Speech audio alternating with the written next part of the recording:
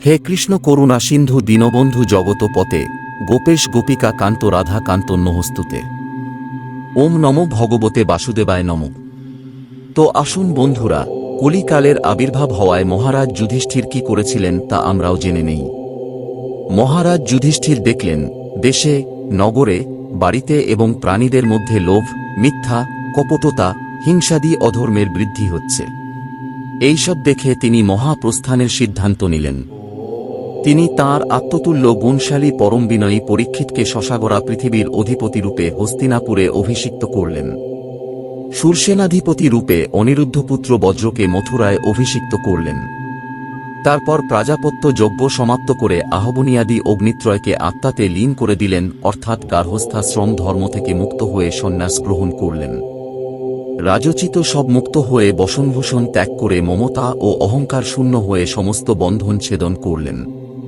তারপর তিনি চিরবস্ত্র ধারণ করলেন, নিরাহারী ও মৌনী হয়ে কেশচর্যা ত্যাগ করলেন।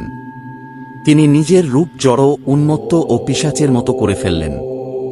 কারো জন্য অপেক্ষা না করে বধিরের মতো কারো নিষেধাদি না শুনে সর্ব অপেক্ষা শূন্য হয়ে বাড়ি থেকে বেরিয়ে গেলেন। মনে মনে যাকে লাভ করলে আর এই সংসারে পুনরাগমন হয় না, সেই পরম ব্রহ্মের ধ্যান করতে করতে যে পথে পূর্বকালেও মহাত্মা পুরুষগণ গিয়েছেন, সেই উত্তর দিকে যাত্রা করলেন। ভীম, অর্জুন প্রভৃতি যুধিষ্ঠিরের কনিষ্ঠ ভাইয়েরাও দেখলেন যে পৃথিবীতে অধর্মসহায় কলি কর্তৃক প্রজাগণ আক্রান্ত হচ্ছে, সুতরাং তাঁরাও গোবিন্দচরণ প্রাপ্তির জন্য কৃতসংকল্প হয়ে জ্যেষ্ঠ ভ্রাতা যুধিষ্ঠিরের অনুগমন করলেন।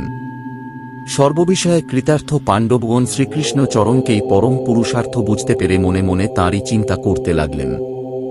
বিদুর মহাশয়ের প্রভাস ক্ষেত্রে সংযমী ও শ্রীকৃষ্ণ চিন্তা মগ্ন হয়ে নিজের দেহ পরিত্যাগ করলেন।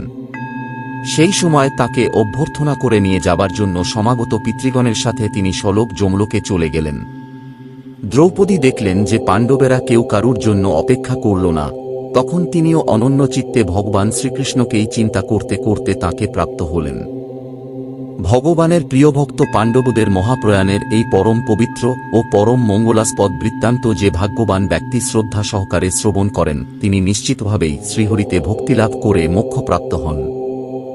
সূত বললেন, হে শৌনক, পাণ্ডবদের মহাপ্রয়াণের পরে মহাভাগবত রাজা পরীক্ষিত বেদজ্ঞ ব্রাহ্মণদের নির্দেশমতো রাজ্য পালন করতে লাগলেন। জন্মলগ্নে জ্যোতির্বিদগণ তাঁর সম্বন্ধে যা বলেছিলেন, সেই সমস্ত গুণরাশি তাঁর মধ্যে বিদ্যমান ছিল। তিনি বিরাটনন্দন উত্তরের কন্যা ইরাবতীকে বিয়ে করেন। ইরাবতীর গর্ভে তাঁর 4 পুত্র জন্মগ্রহণ করেন। কৃপাচার্যকে আচার্যরূপে বরণ করে তিনি গঙ্গার তীরে 3টি অশ্বমেধ যজ্ঞ সম্পন্ন করেন। সেই যজ্ঞে ব্রাহ্মণদের প্রভূত দক্ষিণা প্রদান করা হয়েছিল এবং দেবতারা প্রত্যক্ষরূপে প্রকট হয়ে নিজ নিজ যজ্ঞভাগ গ্রহণ করেছিলেন। একবার দিগ্বিজয়ে বেরিয়ে তিনি দেখলেন যে কলিযুগ শূদ্রের রূপে রাজবেশ ধারণ করে গোমিথুনকে অর্থাৎ গাভী ও বৃষকে পদাঘাত করছে। তখন তিনি নিজ বীর্যে কলিকে শাসন করেছিলেন। শৌনক মুনি প্রশ্ন করলেন, হে মহাভাগ্যবান সূত, দিগ্বিজয়কালে মহারাজ পরীক্ষিত কলিকে শাস্তি দিয়ে ছেড়ে দিলেন কেন? বধ করলেন নাই বা কেন? কারণ রাজবেশ ধারণ করলেও সে তো অধম শূদ্রই ছিল, যে নাকি গাভীকে পদাঘাত করেছিল। এই বৃত্তান্ত যদি ভগবান শ্রীকৃষ্ণের লীলার সঙ্গে সম্বন্ধযুক্ত, অথবা তাঁর পাদপদ্মের সৌন্দর্য রস যারা আস্বাদন করেন সেই সব রসিক মহানুভবদের সম্পর্কিত হয়, তাহলে অবশ্যই তা বলুন।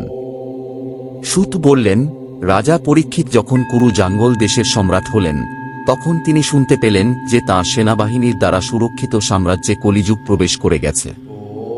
এই সংবাদ শুনে তিনি আহত হলেন, কিন্তু যুদ্ধ করবার সুযোগ উপস্থিত হয়েছে এই চিন্তা করে তিনি আর বেশি ভাবলেন না। যুদ্ধবীর পরীক্ষিত ধনুক হাতে তুলে নিলেন। নীলবর্ণ অশ্বযোজিত সিংহধ্বজ রথে আরোহণ করে দিগ্বিজয়ের উদ্দেশ্যে নগর থেকে নির্গত হলেন। সেই সময় রথ, হাতি, ঘোড়া আর পদাতিক সেনা তাঁর সাথে চলল। তিনি ভদ্রাস্য, কেতুমাল, ভারত, উত্তরকুরু ও কিম্পুরুষাদি সমস্ত বর্ষকে জয় করে সেই সব স্থানের রাজাদের থেকে রাজকর গ্রহণ করেছিলেন। তিনি সেই সব দেশে সর্বত্র নিজের পূর্বপুরুষদের মাহাত্ম্যসূচক যশকীর্তন শুনতে পেলেন। তিনি শুনতে পেয়েছিলেন যে শ্রীকৃষ্ণ কিভাবে অশ্বত্থামার ব্রহ্মাস্ত্র থেকে তাকে রক্ষা করেছেন। তিনি যাদব ও পাণ্ডবদের পারস্পরিক সৌহার্দ্য এবং পাণ্ডবদের শ্রীকৃষ্ণ ভক্তিও শুনলেন। এরকম আরও অনেক যশগাথা শুনে পরীক্ষিতের মনে শ্রীকৃষ্ণের চরণ কমলের ভক্তি বৃদ্ধি পেল। এইভাবে পূর্বপুরুষদের আচরণ অনুসরণ করে দিগ্বিজয় করা কালে একদিন তাঁর শিবির থেকে সামান্য দূরত্বে এক আশ্চর্য ঘটনা ঘটল। সেই ঘটনা আমি এখন আপনাদের শোনাব।